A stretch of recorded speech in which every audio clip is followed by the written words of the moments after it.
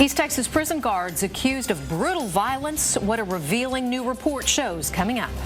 And can you help police find this man? He knocked over a Walmart employee to get out of the store without paying. Several hundred East Texans may be out of work soon. Find out what is costing them their jobs.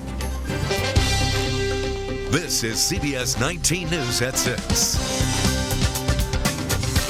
Violence inside East Texas prisons. Thanks for joining us tonight. I'm Gillian. Sheridan. And I'm Mike Landess. Our top story. There's a new demand for change at a deep East Texas prison. A lawsuit has been filed on behalf of the inmates at Estelle Prison just north of Huntsville. CBS 19's Field Sutton is live in the newsroom tonight. Field, 2 outside groups are working together to bring the case to court. And Mike and Gillian, the Prison Justice League and the Texas Civil Rights Project are working together on this. We have taken a long look at their long list of complaints. They claim that specific prisons, and it's in constant violation, this specific prison rather, in constant violation of the Americans with Disabilities Act. Everything from not providing medical assistance to the blind to not providing showers divided into stalls. Members from the organization spoke in Austin today and claimed that correctional staff at the prison are also assaulting inmates, resulting in broken bones, ruptured eyes, and fractured skulls. And what they are saying is that 65% of the prisoners they've surveyed say they have been assaulted at the Estelle prison unit by a staff member, in some cases with very disastrous results. The organization says problems like these are seen all over the state, and they are asking lawmakers to step in and help make some kind of change, although it's not clear exactly what kind of a law they might be proposing. They're not stopping there. They are also sharing some stories, gruesome stories of people being abused by guards, allegedly. One of those involving a man being nearly beaten to death. He ended up in a coma. And Field, we understand that that man woke up, and that's actually, though, what started all of this. Right, so he had been in a coma for 5 months. Doctors were telling his family that he was brain dead. They were asking them to go ahead and pull the plug. Well, the family refused. They waited it out. He did wake up. That's when he started telling his story, identifying people involved, and it's gone from there. Mike and Gillian. Thank you, Field. Story. And to top it all off, these organizations are claiming that guard violence in prison is officially sanctioned. They also claim that the attacks are focused on blind and disabled people who are unable to defend themselves. Caught on tape. A thief assaults an employee at a Nacogdoches Walmart, and it happened about one night a week ago or so. Police saying that man filled up a cart, trying to leave without paying. And in the surveillance video, you see the greeter asks him for his receipt, and eventually runs over her and then runs out the door. Nacogdoches police hoping you'll recognize the man in this video, and if you do, call police. A developing story we're following. The mother of an East Texas man facing possible life in prison speaks out tonight, saying her son didn't shoot his ex-wife and her 11-year-old daughter. CBS 19's Jimmy Isaac was at the 5th day of testimony today in Gregg County, a double murder case, and he has this exclusive report. The mother of double homicide defendant Joshua O. Stephen Reese doesn't want to be identified, but she's convinced of her son's innocence. It's been real hard on me because I know my son didn't commit this crime. Longview police sees it differently. Within hours of discovering the bullet-riddled bodies of LaToya Reese and her 11-year-old daughter Maya inside their home, investigators went looking for Reese. They arrested him 2 days later on an unrelated burglary charge. Police Sergeant Terry Davis testified that Reese's stories about his whereabouts and his involvement never added up. They went and tried to follow those leads, and they determined that all of those pieces of information he gave to them were lies. That's something that his mother says is not true. He's been railroaded, and my son is too ashamed to say who done it, and he's scared. Because my son wouldn't hurt anyone. You said you don't do the strip club. Do you know what Wesley does? The state has called about 50 people to testify. Defense attorney John Moore is working to discredit them on the stand, but prosecutors are questioning testimony, phone records, and other evidence as well, hoping jurors see through a cloudy case and find Reese guilty of the crime. I hope you all go and get the correct person that killed these people in the way that these people, this young lady and her daughter passed away. It was hideous. They was wrong for that. And I know they don't sleep good at night from the way they did this baby. Prosecutors believe they've got the culprit sitting here in the court in Longview. Jimmy Isaac, CBS 19. Prosecutors say if Reese is convicted, they are not seeking the death penalty in this case. Testimony continues tomorrow morning. A report released by the Department of State Health Services on the conditions at Klein Animal Shelter is shocking. These are pictures taken at Klein by inspectors January 14th, after it was reported that no one was actually taking care of the animals. The pictures showed the disturbing conditions inside the shelter. The inspectors calling the Jacksonville Police Department immediately, and that led to the arrest of the shelter director, Angela Wallace, and 2 other shelter employees. 3 former employees under arrest and facing animal abuse charges. Are the falling oil prices hurting the East Texas economy? Find out whose job is in jeopardy in just a minute. First, let's check in with our chief meteorologist, John Adams, in the Weather Center to find out what's coming up for us next. Well, we got more good weather. Had a nice day today. In fact, we got pretty close to the record highs. 74 right now as we look outside the studio. 25% the relative humidity, so the air remains dry and a pretty light east wind. Here are those temperatures that we saw today. And Tyler got to 79, Longview 78. Both of those are within 2 degrees of the record high for this date. Lufkin hit 81, and that's 4 degrees short of the record high for this date. In Nacogdoches, it was 77 degrees. Of course, the mornings are still kind of cool as we're seeing 30s and 40s. For the evening now, we expect to see mostly clear skies, 63 degrees at 7 o'clock, and we'll fall down into the 50s before midnight, and we'll pick up a southeasterly breeze. Again, one more good day coming up tomorrow before we start to see some changes, and we'll have that rain coming this weekend as well. More on all of that coming up. Thanks, John. An East Texas town will soon feel the impact of the downturn in the oil industry firsthand. U.S. Steel announcing it will be adjusting production by temporarily cutting jobs. 300 of them at the Lone Star Tubular Operations Plant. CBS 19's Katira Winfrey is live in the studio tonight with details. Katira? Well, this latest announcement is adding to the long list of companies cutting back due to the oil industry downturn. And people who live in Lone Star say the oil industry is always changing, so they've gotten used to making it through the bad times. In Lone Star, population just over 1,500. The majority of the people work here. And in the coming weeks, 300 of those people won't have jobs. They blessed because some of them guys been working straight 3 years. I never did work that long when I first went there. Laverne Montgomery is retired now, but after working at the U.S. Steel Tubular Operations Facility for 42 years, he still knows how things work because he also knows what it's like to be out of work. Like me, I was on the bottom list, and they kept the guys what had the most seniority, had been there the longest. With oil prices dropping 60% in less than a year, it's time for layoffs again. Lone Star Tubular Operations provide equipment used in collecting oil. In a press release, the company says the adjustment in operations is a result of softening market conditions that reflect the cyclical nature of the energy market. Global influences in the market like unfair trade and fluctuating oil prices continue to have an impact on the business. Montgomery says in a rocky industry, he was able to develop more job security. When things picked back up, they called me back. But that took a lot of time, 42 years. His advice to the newer people facing the cuts, just stick it out, because eventually the oil industry will thrive again. I made a living at it. Everything I got from that. And even with the cutbacks in productions and job operations will continue just at a lighter pace. In anticipation of the adjustments in production, U.S. Steel says it has produced sufficient inventory to meet demands during this downtime. All right, Katira, thanks very much. It's not clear how long the round of temporary job cuts is going to last or if more are going to come. The current changes are expected to take effect by next month. New tonight, for 25 years, the Literacy Council of Tyler has been the go-to agency in promoting adult literacy. And to mark the milestone, a big celebration was held at the Willowbrook Country Club. This is an event that brought out community leaders and former students who shared their stories of success.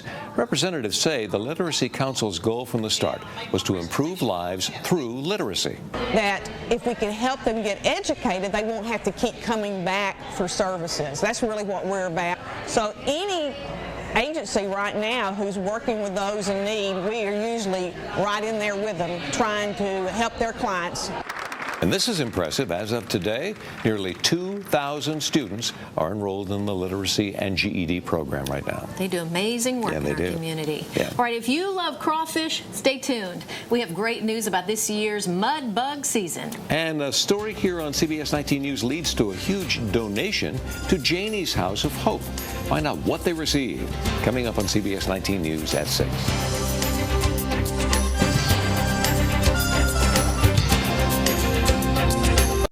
From your local news leader, here's your CBS 19 Weather Authority forecast with Chief Meteorologist John Adams.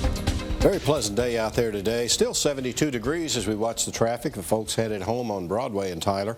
Relative humidity at 29%. The winds are calm. As we check our satellite loop, not a whole lot to see across Texas. We had a little high, thin cloudiness out in the western part of the state. That's just about it, as most of the rest of Texas did have sunshine and clear skies throughout the day. And as we saw, temperatures warmed up. We're in the 70s across much of the state, 60s in the north, but we did see a sprinkling of some 80s here and there earlier in the afternoon. Of course, the air remains pretty dry as we're seeing those dew points in the 30s and 40s, so that allows that air to warm up pretty quickly, as dry air warms a lot quicker than the moist air does. Focusing in on East Texas, here's what we saw with the satellite loop running. No clouds moving through there. I can tell you that it is running the last 6 hours, but nothing showing up. And as for temperatures right now, in the 70s and 60s across the areas, we're starting to fall out of those 70s now with the sun setting and the clear skies and pretty light winds we've got out there. Those temperatures will continue to fall during the evening and be in the 50s, probably mid-50s before midnight tonight. Here's what we show on the dew points in East Texas, like the rest of the state. Mostly 30s and some 40s showing up down in our deep East Texas area, but all in all, things looking pretty good across the area.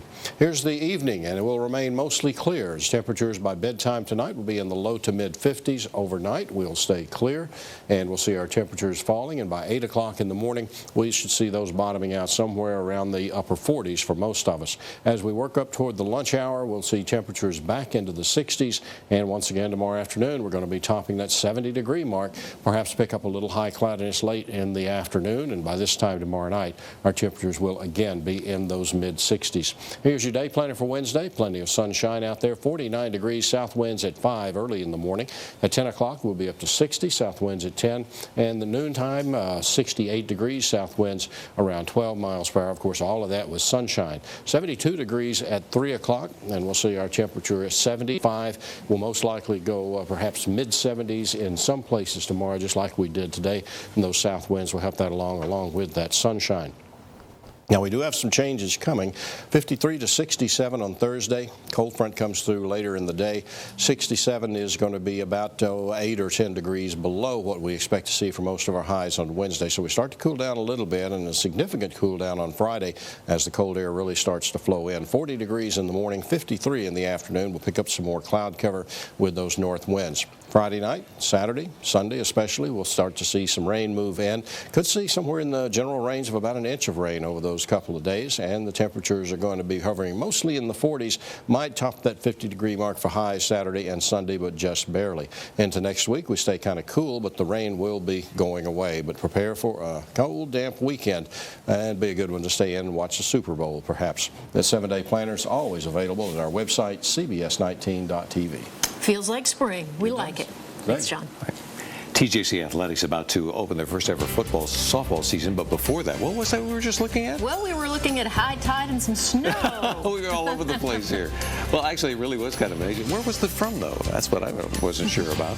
Anyway, the players are now in the snow and the tide again. We're having a great time this afternoon. All right, besides the high tide and the snow, we have kind of a sad story about babies who are born addicted to painkillers. What lawmakers are trying to do to combat the problem after the break.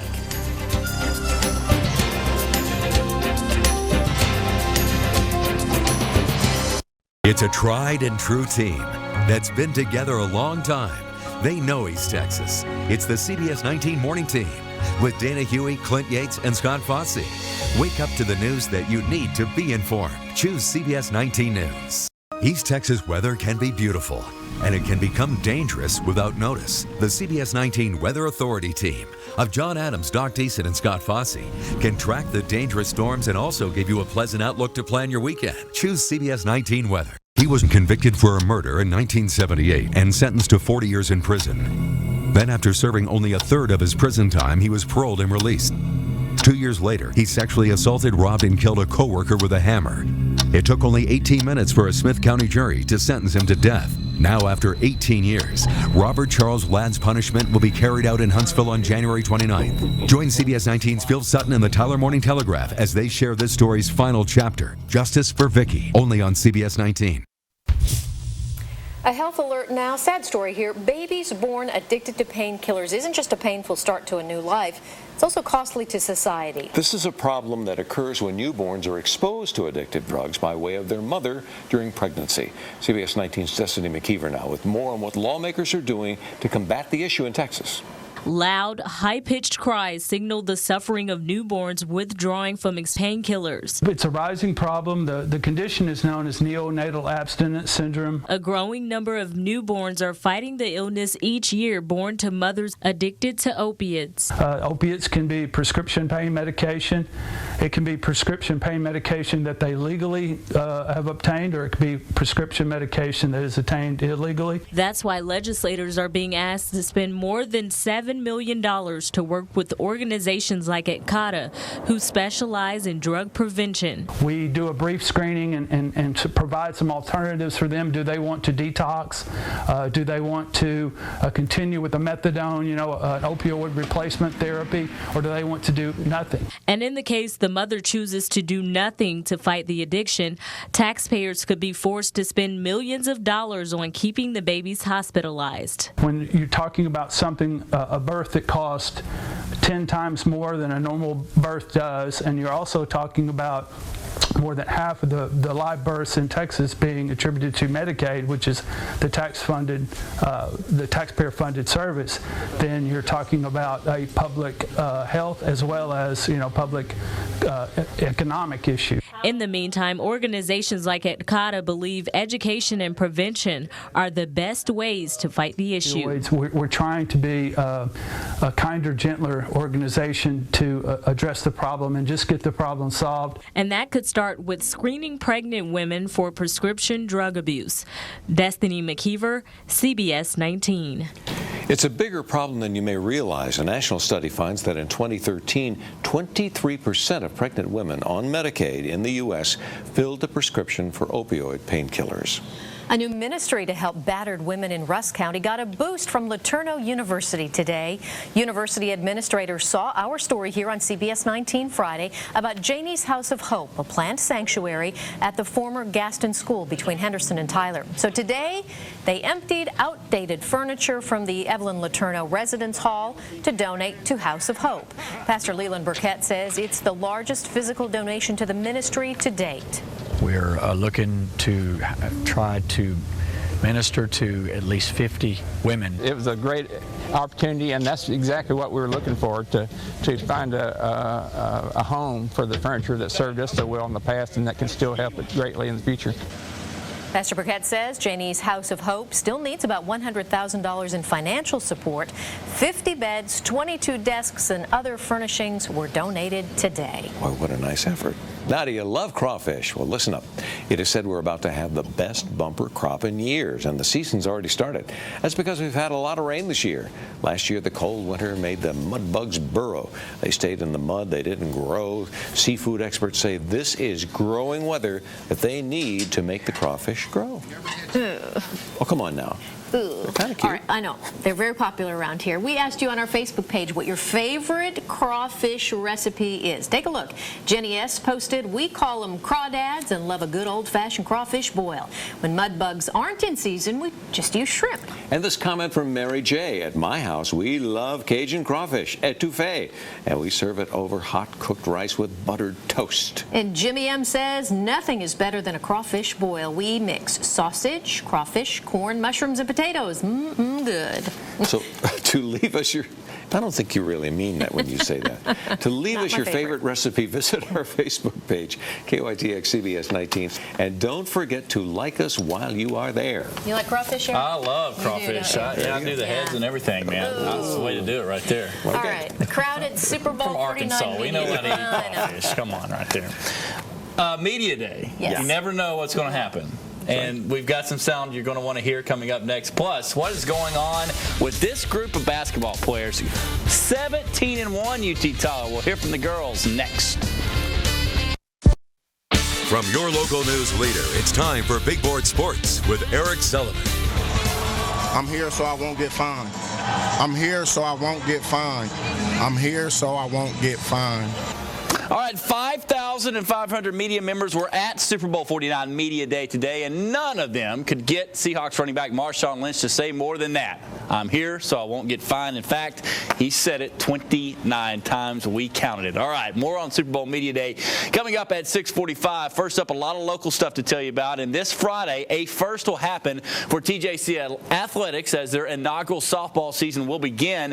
Head coach Nicole Dixon was hired over a year ago, signed her first signing day class, and after months and months of practice, the Lady Apache softballers will play their first ever game Friday against East Texas Baptist. The game will be over at Brook Hill's outstanding new softball facility. As you can imagine, the girls, the players, hey, they're excited to finally put on their game uniforms. I think it's great because we're setting the bar for the next teams that come in, and we're going to have high standards. Everybody wants to get on the field and show out and make a big deal of our first year. We definitely expect to come in and compete right away. We've worked hard. We've got some sophomore leadership, and I think that we'll hit the ground running and make a strong showing. All right, here's your game times. Friday, hopefully John Adams will bring you some more good weather. 1 o'clock at Brook Hill TJC softball taking on ETBU. The baseball team, hey, we know how great they are over at TJC. Their season kicks off Friday night, 6 p.m. against Centenary at Mike Carter Field. Thursday night, the first place UT Tyler Lady Patriots will return home to play in what's been the best start in Lady Patriot basketball history. They are 17-1 so far, and they're looking for so much more. Here's our Jeff Schaefer with more.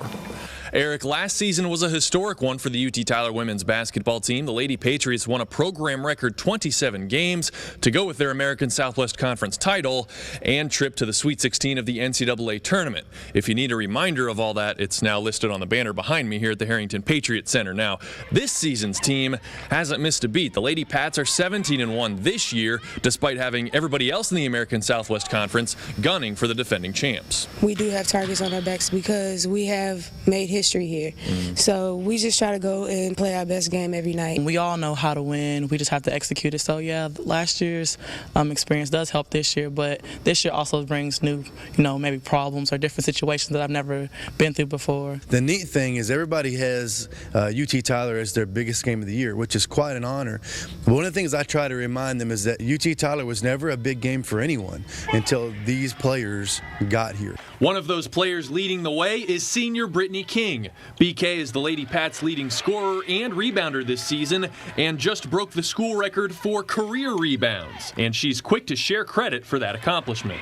It feels good to know that, but then again, it's just every day in practice I have to go up against Deanna, who's taller than me, and I have to work hard. And so part of that rebounding record is her record as well, and it's all of our team's record because everybody on this team helped me reach that goal. She's one of my role models. Her attitude is really great with everything, with the team, even off the court. What makes her such a great force is what her strength mentally is, that she wants to be the best player on the floor and she wants to be the go-to player.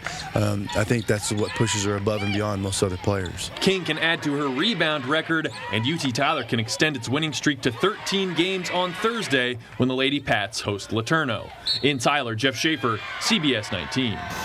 All right, in football season, you always book your Super Bowl stuff 6 months in advance. So hope, in case the Cowboys were to get there, we're already booking our UT Tyler stuff because we got a feeling they're going to go a long They're fun way to watch this year. Yeah, Good thanks, team. Eric. Here's another season that's not much fun, the season for taxes, and time for criminals to look for victims. A local financial professional joins us to talk about how we can avoid becoming a tax ID theft victim right after the break.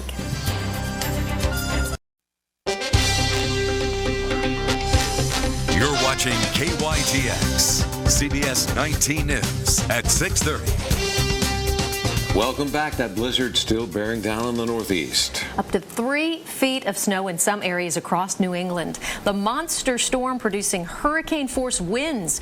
In some parts of New York, Connecticut, and Massachusetts, it is illegal to be out on the roads driving. Thousands of flights canceled again tonight. Call ahead if you are heading to DFW or Houston's George Bush International. Happening now. It is Tax ID Theft Awareness Week, and there's some things you should know before you file this year. Yeah, this is the time of year for tax scams. To find out what we need to watch out for, we have invited Maureen Parkhill to join us tonight from Liberty Tax Service. We appreciate you being here with us. All right, the IRS imposter scams. What are some of them? Well, one of the biggest ones going on right now are telephone calls.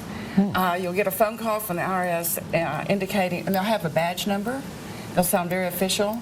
The caller ID might have IRS logo on it or Washington, D.C. Very sneaky. And they'll be asking you to, telling you that you owe them money, asking you to send the money, wire money, put money on a debit card, scare you. There are other calls where they're threatening to arrest you. Oh, my gosh. Oh, yes. And so all very scary. People getting emails, same situation. The deal is the IRS never communicates with you by text, by email, by phone. Only snail mail. Only by the mail. That's the only way they're going to contact you. So it's a red flag for sure. Absolutely. What should taxpayers do to avoid being taken in by this?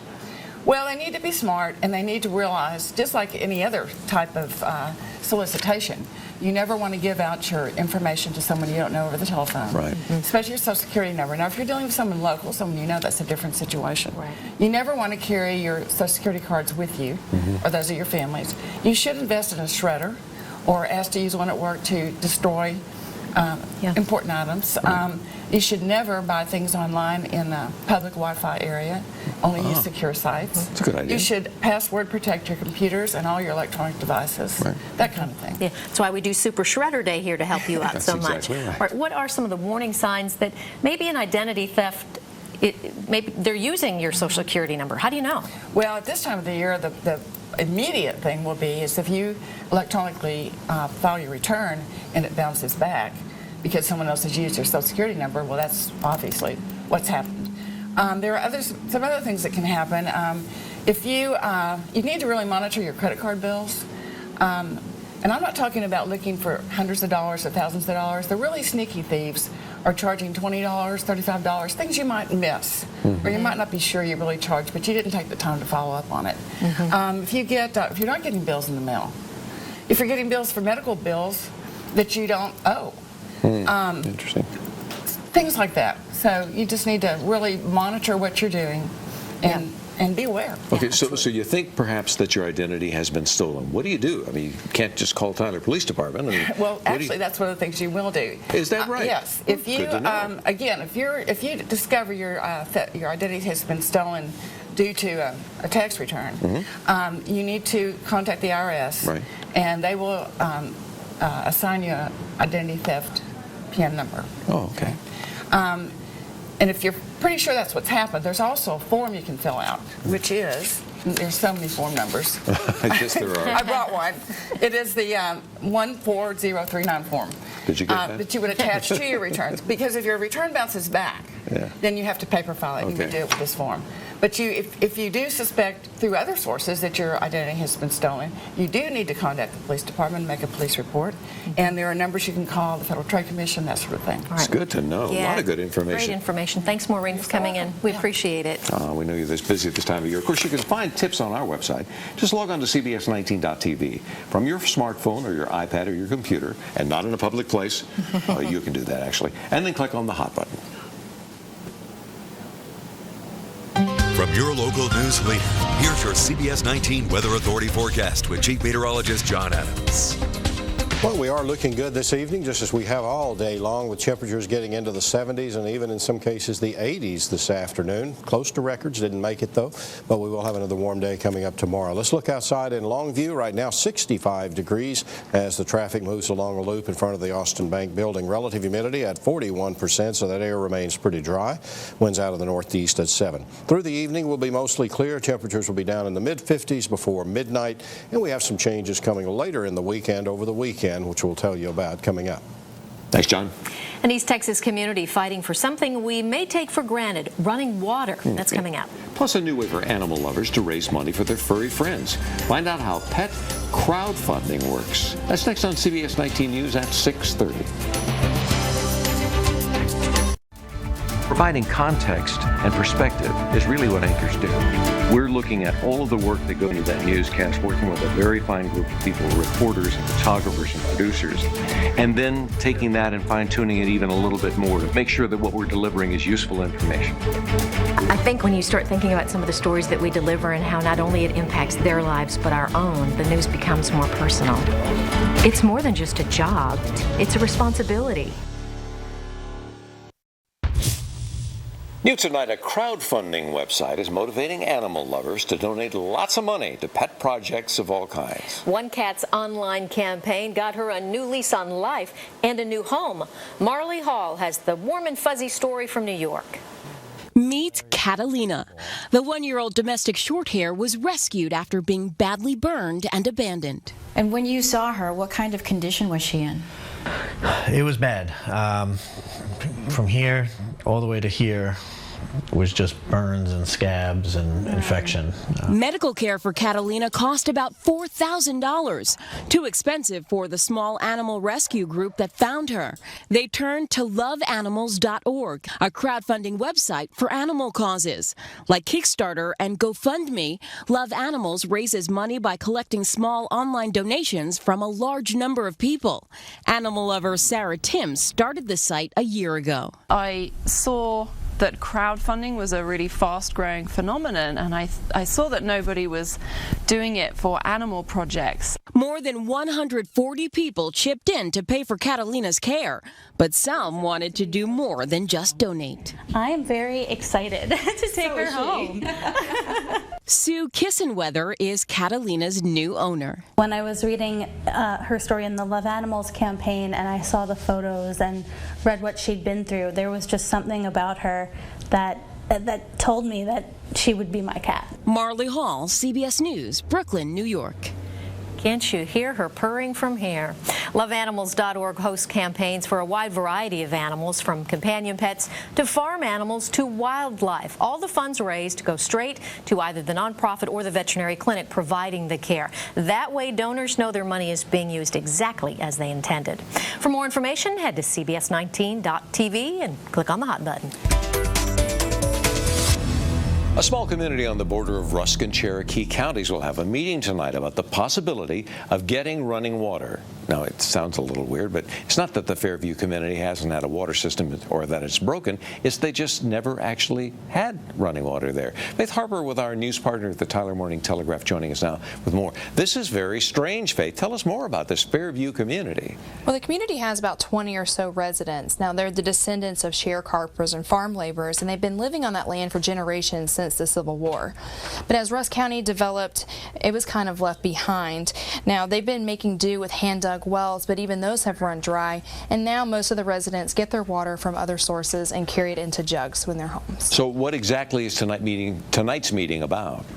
Well, the city of Reclaw found a grant through the Texas Department of Agriculture, and one of its requirements is that the community pitches in by volunteering time and labor toward the project.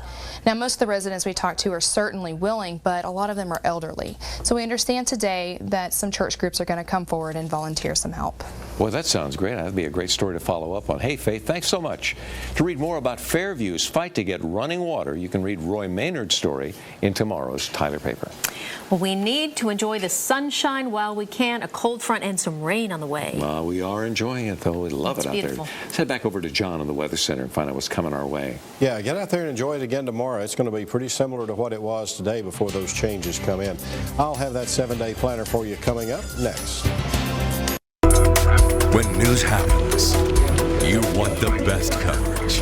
CBS 19 and the Tyler Morning Telegraph are working together, reporting on stories that matter. More coverage you can count on. From your local news leader, here's your CBS 19 Weather Authority forecast with Chief Meteorologist John Adams. We had a beautiful day today, and you can see the reason why. We've got high pressure, which is dominating our weather here in Texas. The big dip in the jet stream over the east is supporting that major winter storm that's affecting the northeastern portions of the country still as that snow continues to fall across New England. Here in East Texas, though, we had great weather, sunshine throughout the day. Just a few high clouds tried to work their way into the southern portions of the area, but not having a whole lot of success at doing that. And over the rest of Texas, you can see those high clouds mainly out toward the western part of the state and a little bit along the Rio Grande, and that's just about it. Well, I mentioned the Northeast, and of course that storm is creating quite a bit of snow. Schenectady, New York is a place to check out. They were on the edge of some of the worst of it there. New York missed the worst of this system. The worst of it's going to be falling over in New England, where a couple of feet of snow is possible. Certainly a nice winter picture there in Schenectady and New York. And also down in Knoxville, Tennessee, they got a little bit of snow from that, and the Smoky Mountains were dusted with white, as you can see. Made a pretty picture there at Knoxville in the northern part of Tennessee. And checking the temperatures across the rest of the country as we zoom out and bring those in, you can see the coldest readings, of course, over the east where you would expect them to be. Teens up in New England, and then we have the freezing temperatures back across the Great Lakes. Elsewhere, we're seeing 40s down as far south as Atlanta, then 60 in Jackson, and this tongue of warmth looks great because it's right over Texas, and we're seeing those temperatures near record highs, but certainly well above the normal by 15 degrees or so for this time of the year. Texas temperatures is what they actually look like right now, mainly 70s over the southern half of the state, 60s over the north, and of course we had a sprinkling of 80s in there this afternoon. East Texas also had some of those 80s down around Lufkin. Right now we're seeing temperatures mostly in the 60s, still a 71 at Lufkin, 72 in Tyler, and we are seeing a 57 in Nacogdoches, 59 Crockett, also that number in Henderson. Here's what we're expecting through the evening. Will remain pretty clear, and temperatures at bedtime down to the low to mid 50s. Overnight they don't fall a whole lot. We'll see temperatures down into the mid 40s, and then by 8 o'clock start to come back up. We'll have sunshine throughout the day. Lunchtime we're into the 60s and back into the 70s tomorrow afternoon with plenty of sunshine and maybe a passing high cloud or two. Day planner for Wednesday, sunny, 68 degrees by noontime, and we'll be in the 70s in the afternoon. And then as we look at the next 7 days, 53 to 67 on Thursdays. A cold front starts to come in, much cooler on Friday. Then that cold rain comes in for the weekend. Whew. Guess we'll be ready for the rain by the time it gets here. Well, yeah, don't have any choice. Thanks, John. No choice at all. Super Bowl 49 Media Day. Big talk out in Phoenix today. Find out who did the most talking coming up next in sports.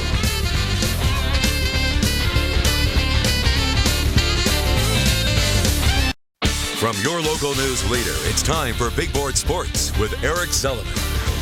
All right, if you went to Media Day at Super Bowl I 48 years ago, you would have been all by yourself. This event has grown into a spectacle of its own. It's basically the media covering the media themselves. As we mentioned, over 5,000 credentials handed out alone for this event. The big story was how many questions will be asked about deflated footballs, and would Marshawn Lynch even speak? He did speak, sort of, only to avoid getting fined. Here's some of the hard-hitting football we learned today and common chatter we heard out in Phoenix.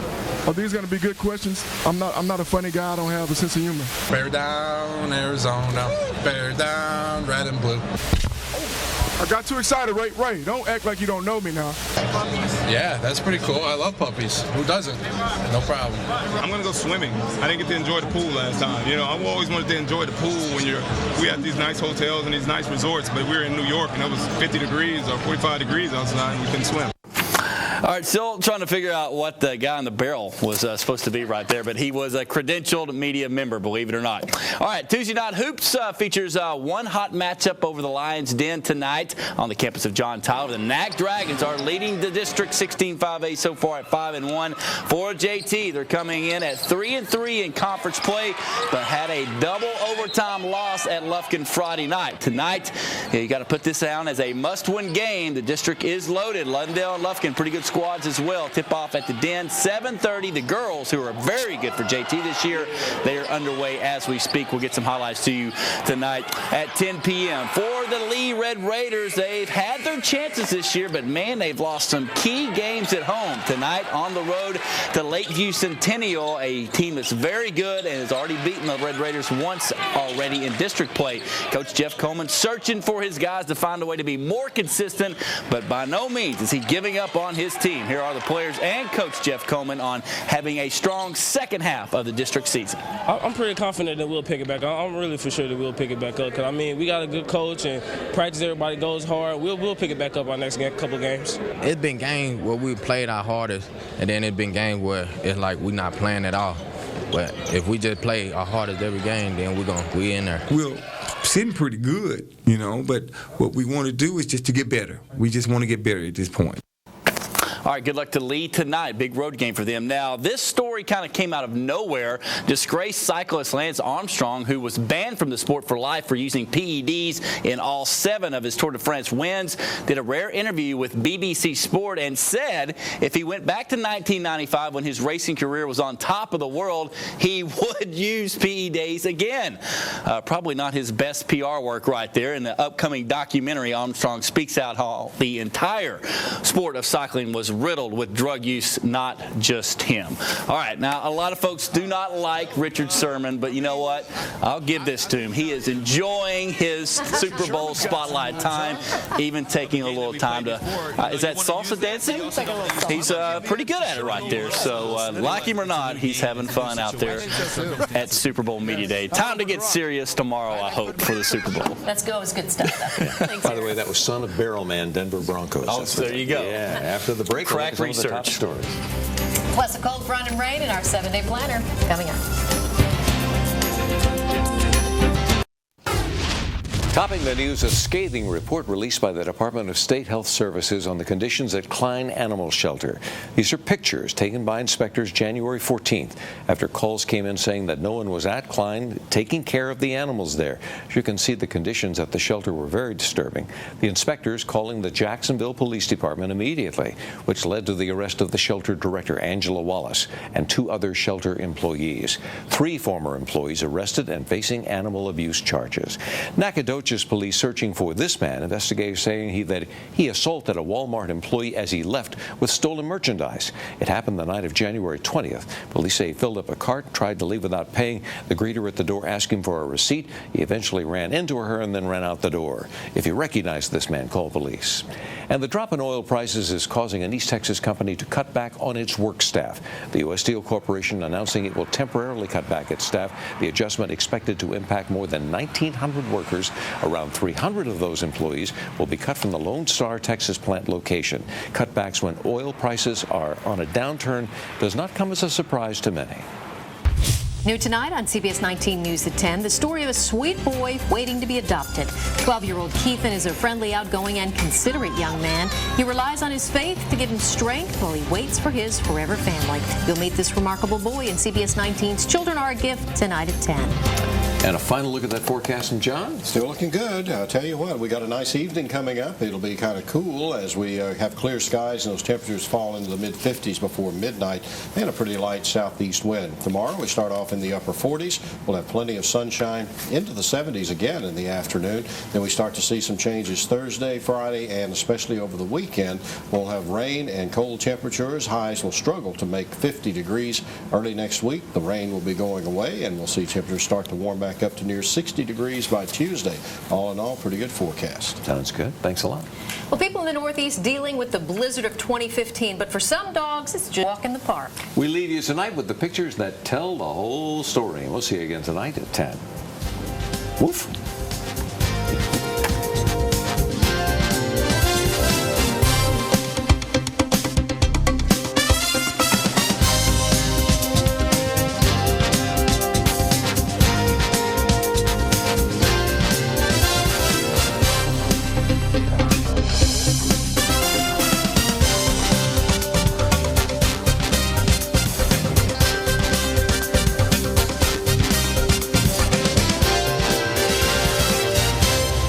KYTX CBS 19 News app is brought to you by Hyundai of Longview. You pick it out, we'll work it out. We're KYTX. Texas is in our name.